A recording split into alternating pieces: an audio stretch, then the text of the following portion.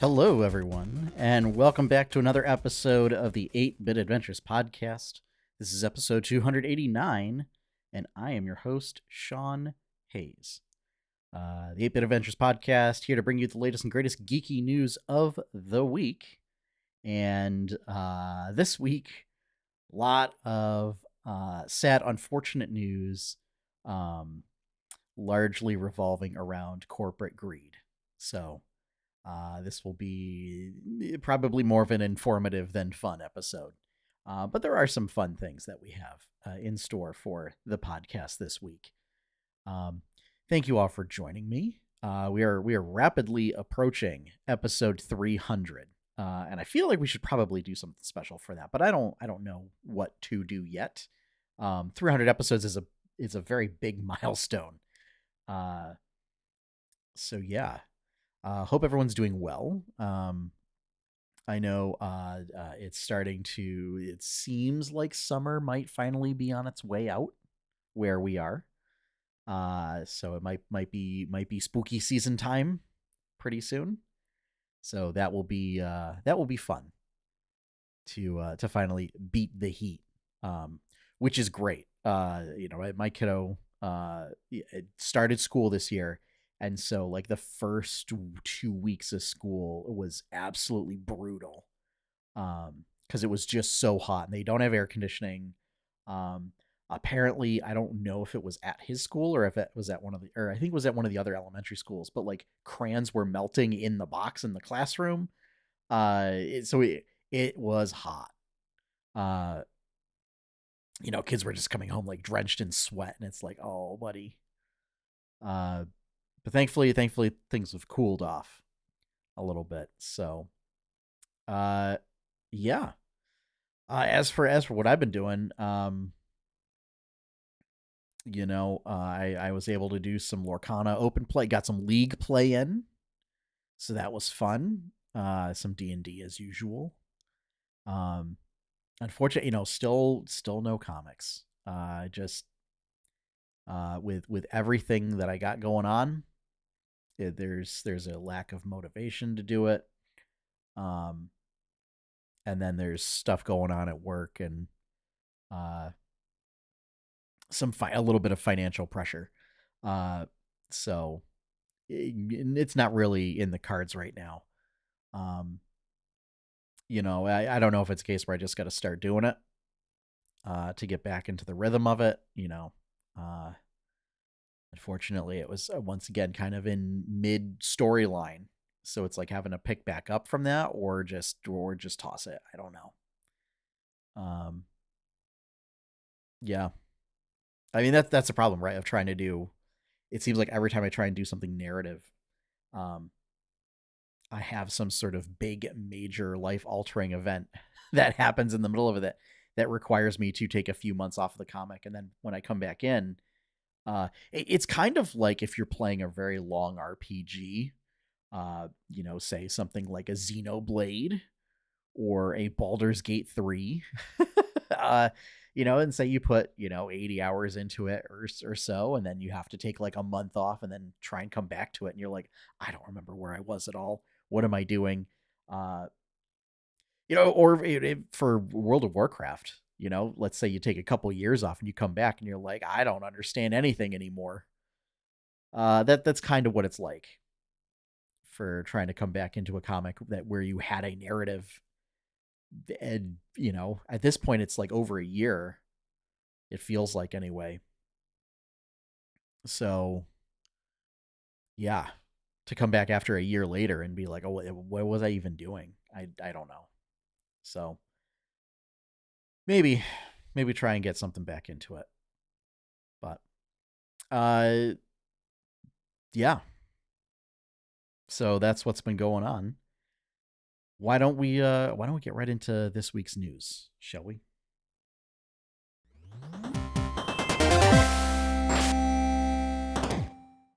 All right. So let's bring up our news list here. So up first, probably the most exciting news out of this list, is IGN reports that a Bluey video game is in development from Outright Games and BBC Studios.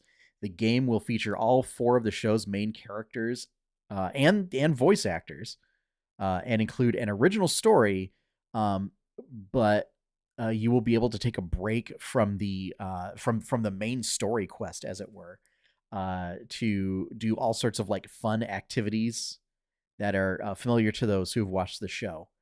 The game will have 4-player co-op, and it seamlessly matches the cartoon's art style.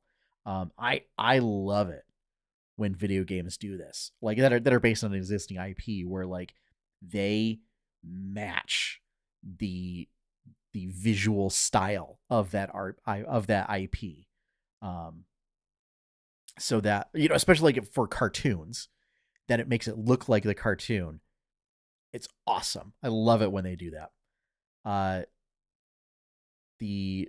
So Bluey, the video game, which is what it will be titled, will release on pretty much every platform. So it's coming to Switch, it's coming to PS5, PS4, Xbox Series X and S, Xbox One, and PC on November 17th, 2023. So it's coming out soon.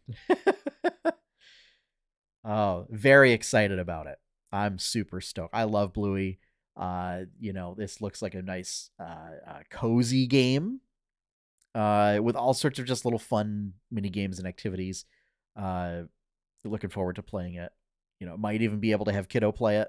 I mean, he's kind of still learning how to do games. But we might be able to do it. I'm sure it'll be easy enough. It was designed with accessibility in mind, so and to make it, accessible to all ages. So looking forward to that.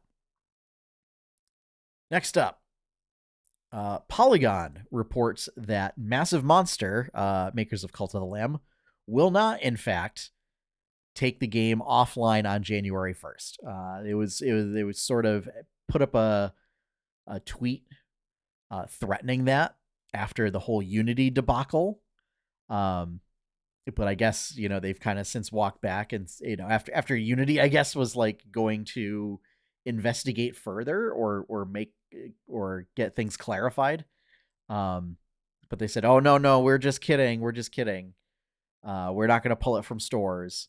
But they did point out they will experience delays on new projects as their development teams have to switch to new engines and learn how to build games in those new engines due to Unity's runtime fee nonsense. And that Unity stuff that's going to be a common theme for this episode. So yeah, that's just, they had previously announced it, and folks were kind of like, oh, this is really a big deal, like, because that's a really popular game. Like they're suddenly going to pull it from Steam, the eShop, the PlayStation store and all that stuff. Like that's a big deal. And then, they sort of were like, haha, just kidding. Which, I kind of wish they wouldn't do that. Like, especially like if with this kind of situation, like if you're going to make a threat like that, follow up on it, and if you didn't mean it to be a threat, like, then you should make that clear. Instead of the, tee-hee, we were just kidding. So yeah, I'm not super impressed. But this is a sort of a PSA for folks who were thinking about getting it now, sort of in a panic that they'd have to get it like before the end of the year. So no, you will not have to panic buy it before the end of the year. It's not going anywhere, apparently.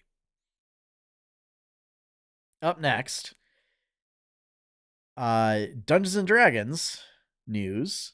Phandelver and Below, the Shattered Obelisk, their newest adventure book, released today. So September 20th, 2023. The updated starter adventure will include new material, and it takes the adventure all the way up to 12th level, so like a sort of fully fledged campaign. Um, Feature a longer, sort of more sinister plot. Sort of the initial sort of Phandelver adventure, it kind of started out as just sort of like a sandbox. Oh, like here's all this stuff happening around it. Like there's some goblins out in the woods, and there's some kobolds, and there's like some bandits in town that you can take care of. There's like a dragon that's like hanging out somewhere. And then the real sort of adventure gets to when you go to like Wave Echo Cave, and you find that there's basically like a criminal organization holding up in there. So basically expanding it further, so that this longer, more sinister plot will include sort of lots of cosmic and body horror. Will also involve mind flayers and lots of other aberrant denizens of the Underdark. So, no doubt to sort of capitalize. Like, obviously, this has been in the works for a while, but I'm sure its timing was released nicely to sort of coincide with the release of Baldur's Gate 3, and sort of like piggyback on that, where everybody's got mind flayers on the brain right now. Haha, that was a joke. So yeah, I haven't gotten a chance to take a look at it yet. Otherwise, I would have, put some sort of synopsis on there. But I will, over the course of the week, I'll be kind of perusing through it. I don't have it physical copy. I have it on D&D Beyond.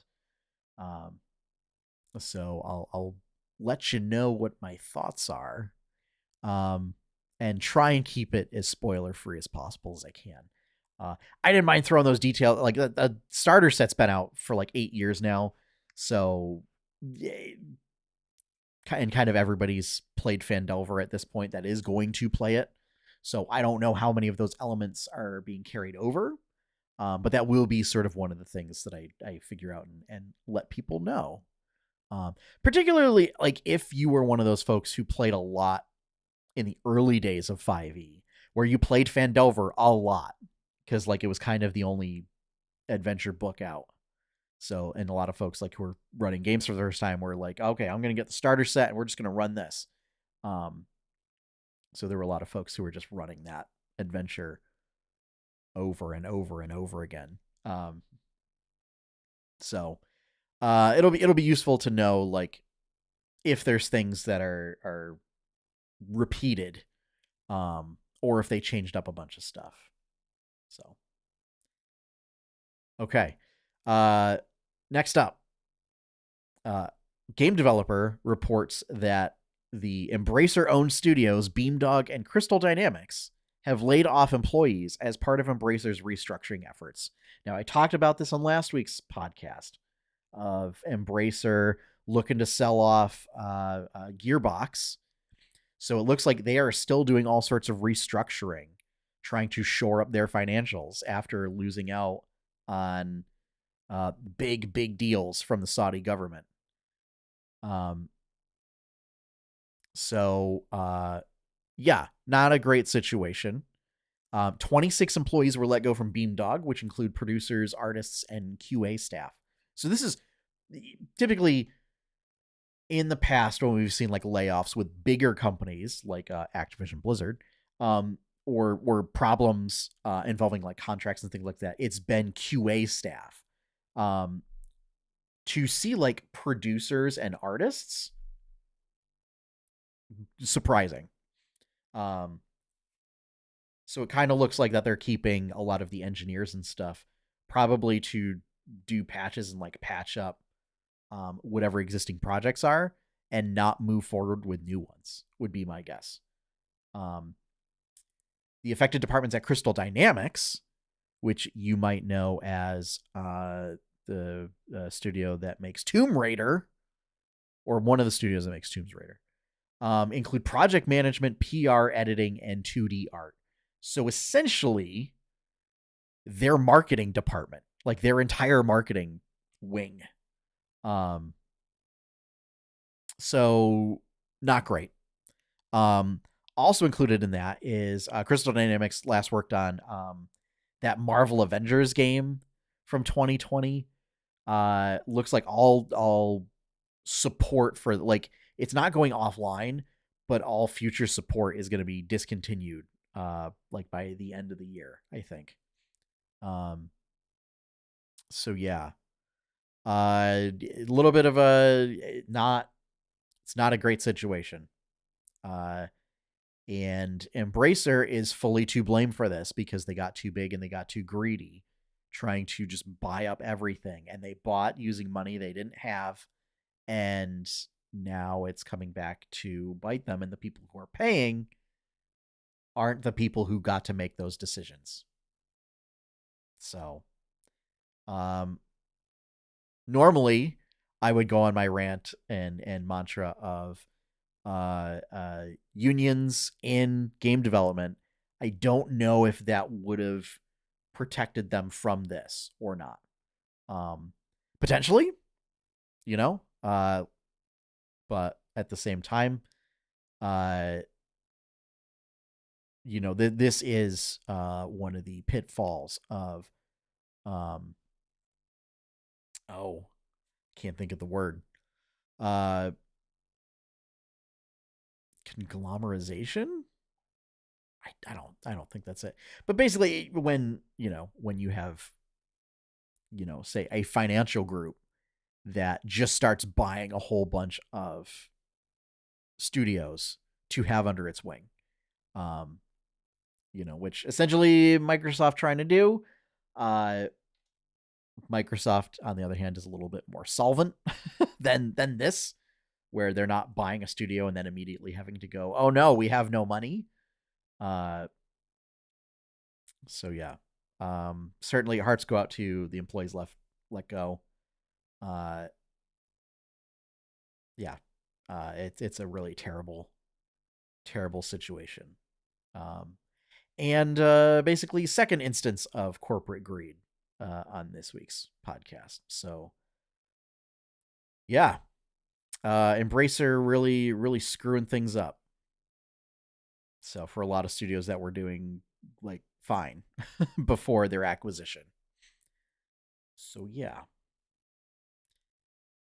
All right, next up, Silicon Era reports that Square Enix has announced a new tabletop RPG based on Final Fantasy XIV.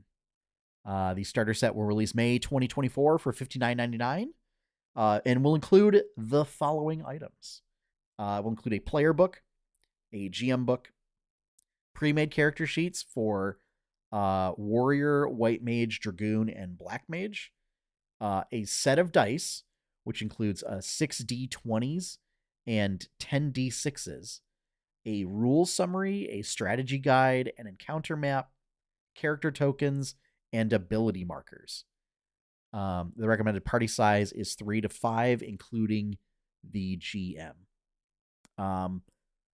No idea what this is going to look like what the system looks like or anything. I mean, obviously, I guess it uses D20s and D6s, but how it uses those, I don't know.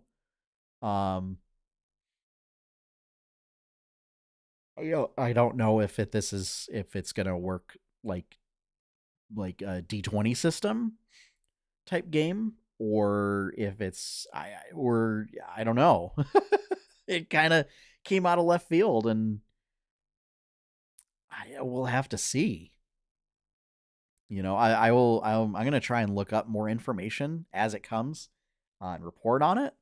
I know it's a super popular MMO. Um, so yeah, and the irony is, we kind of already got like a really good Final Fantasy RPG, like TTRPG. It was called Dungeons and Dragons 4th Edition, and it was sort of like the perfect thing for a Final Fantasy Tactics type game. Um, just my 2 cents on that. But yeah, I'll be sure to report any info that I find on this in the coming weeks. But we do have some time. May 2024 is the set release currently.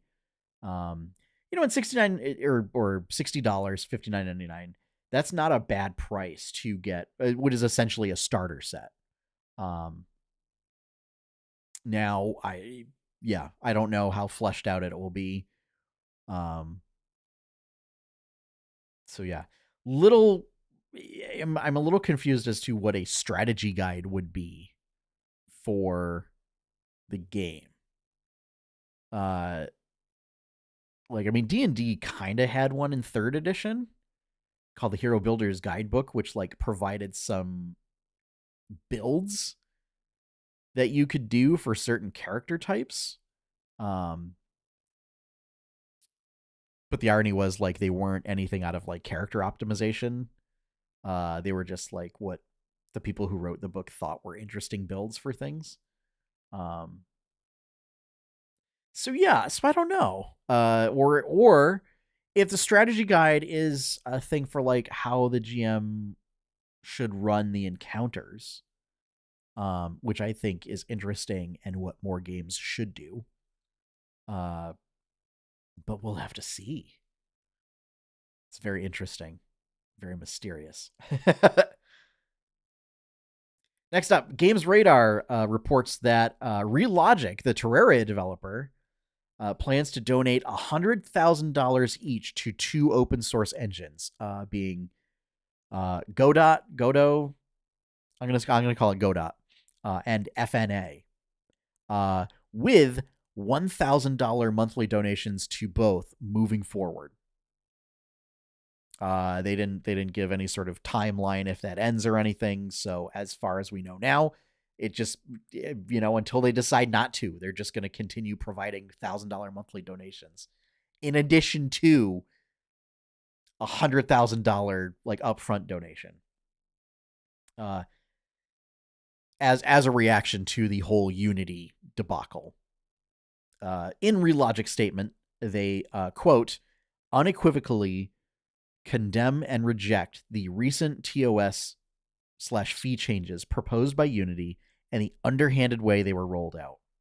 The flippant manner with which years of trust cultivated by Unity were cast aside for yet another way to squeeze publishers, studios, and gamers is the saddest part. That this move was wholly unnecessary pushes things into the tragedy category, a cautionary tale the industry will not soon forget. End quote. So very clear messaging on that.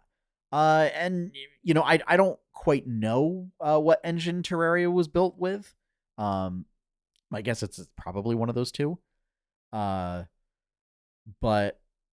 yeah, I mean, this is a case of a company kind of putting their money where their mouth is and using their success to do some good in the world.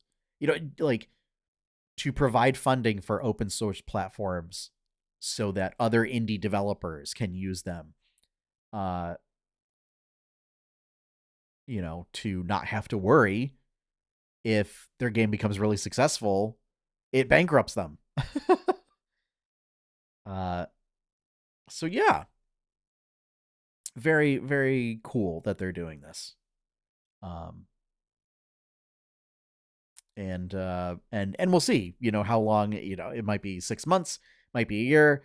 They may just say, we're still raking in oodles and noodles of Terraria money, and we're just going to cut those engines a $1,000 check for as long as we can.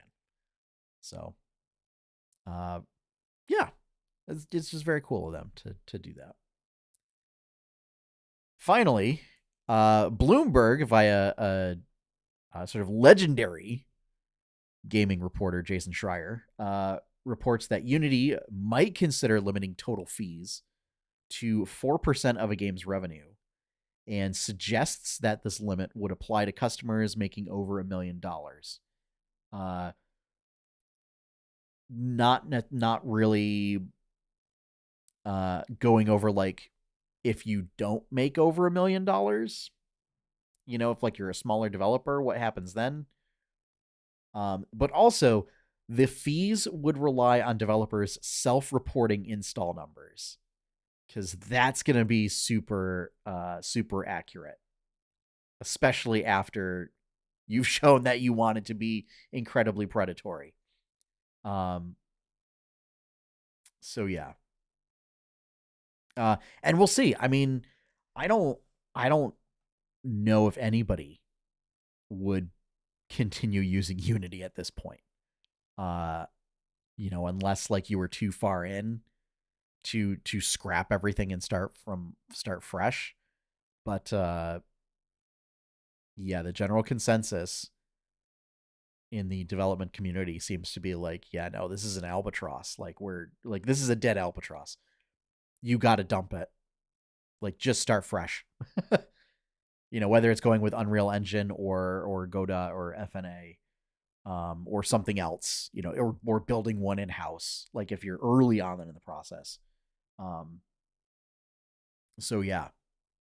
One of the things I didn't know, Pokemon Go was built on Unity apparently. So like that's kind of a big deal. uh so we'll have to see what happens there. And what actually comes out of all of this. This was supposedly from sort of the all hands on deck meeting that they were supposed to have that then like they canceled due to threats against the company. Which we don't want to threaten, folks should not be threatened. Like rank and file employees, like they didn't have anything to do with this decision. This is entirely on their CEO. And their board of directors, which I'm sure they have. Like this is not a decision that the rank and file employees at Unity got to make. So, not great that they were threatened, and like threatened with violence. Like they were afraid, and that's why they like canceled a bunch of those like big town hall type meetings.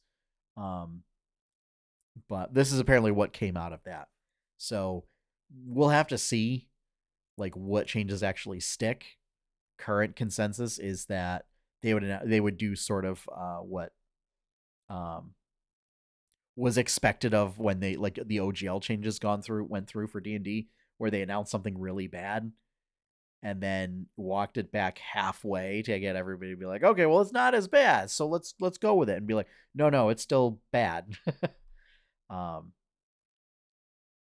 So yeah, just it's a giant mess that, as Relogic said in their statement, was totally unnecessary. So if anything, I expect probably have if anything given more market share to Unreal Engine. So congrats, Unity. All right. That is going to wrap things up for this week's episode. Thank you all for joining me. If you would like to see more content from 8-Bit Adventures, you can check out the website at 8bitadventures.com. If you would like to help support all that content, the best way to do so is to become a patron over at patreon.com/8bitadventures. You can support for as little as $1 a month.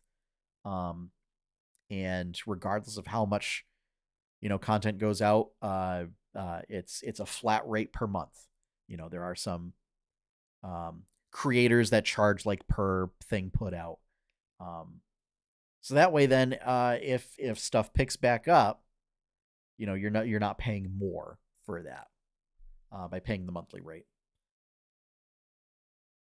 Big shout out thank you to all of the current patrons. Thank you for your continued support, especially in this time. As budgets get tight. And opening theme is One Up by Professor Shy Guy. You can find his work over at professorshyguy.bandcamp.com. If you're watching this on YouTube, make sure to like, subscribe, and turn on notifications. And if you're an audio listener, thank you for downloading this episode. You could also support by rating this 5 stars on iTunes or the podcast app, whatever it is. I don't know anymore. But just by virtue of the fact having downloaded it and listened to it, that is also support. So thank you for that. And with that, I'm going to sign off. So as always, have fun, everyone. Happy gaming and enjoy your pie cake.